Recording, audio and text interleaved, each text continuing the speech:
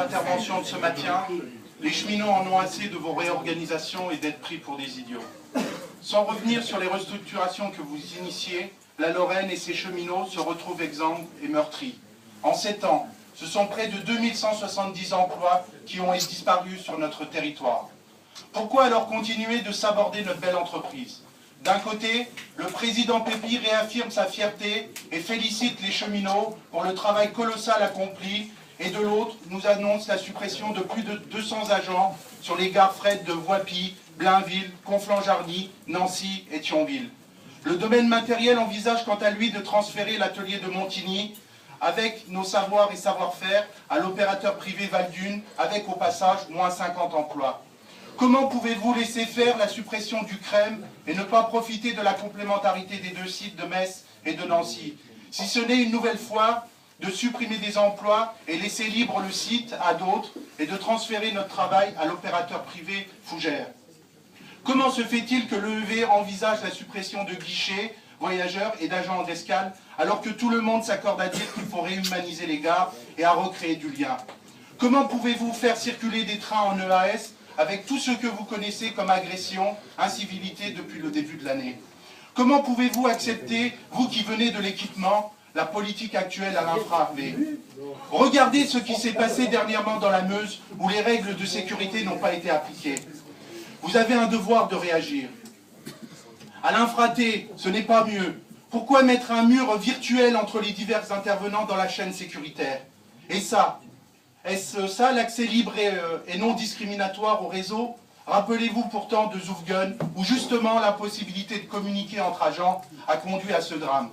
Concernant les embauches, comment pouvez-vous nous expliquer que seulement 140 embauches ont été réalisées sur les 224 autorisations, alors qu'en 2000, sur cette même région, nous étions capables de réaliser plus de 500 recrutements?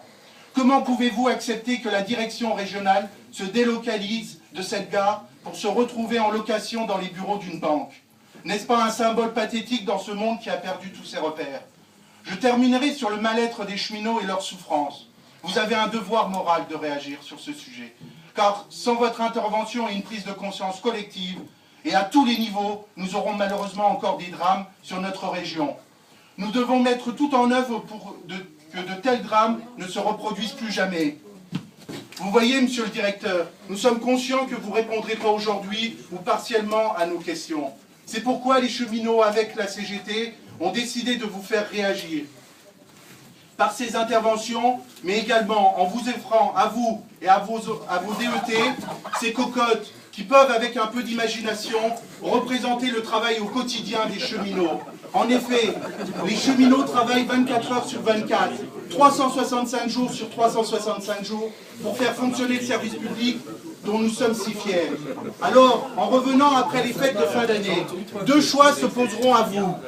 Ou vous continuerez les réorganisations, l'externalisation de nos métiers, la suppression des emplois et nous plumer, ou vous nous donnerez les moyens humains, matériels et financiers, et alors vous recueillerez quotidiennement, comme avec votre cocotte, le fruit du travail des cheminots. Bravo.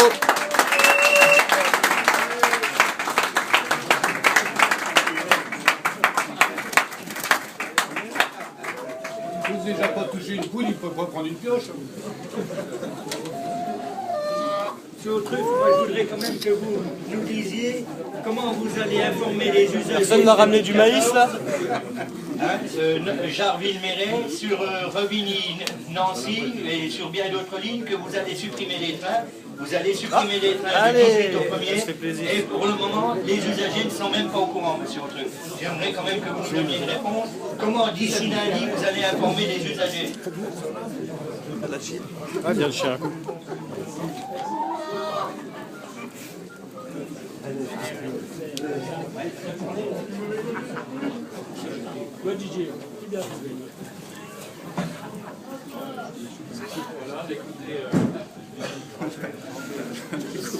Je pense que vous avez fait les interventions que vous souhaitiez.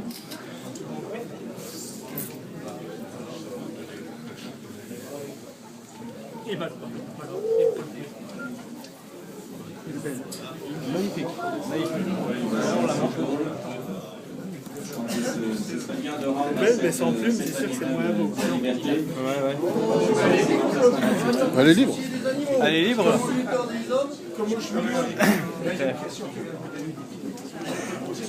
Personne n'a du maïs. Alors, vous voyez, Monsieur Trenel, on est dans un paradoxe où le dialogue social nous fait accorder plus de moyens. Voilà, merci bien. C'est gentil, on voit ça comme il y a mon camarade Pascal Lopez qui vient de poser une question qui est quand même très importante. Vous réduisez l'offre de transport à la période de fin d'année. Vous avez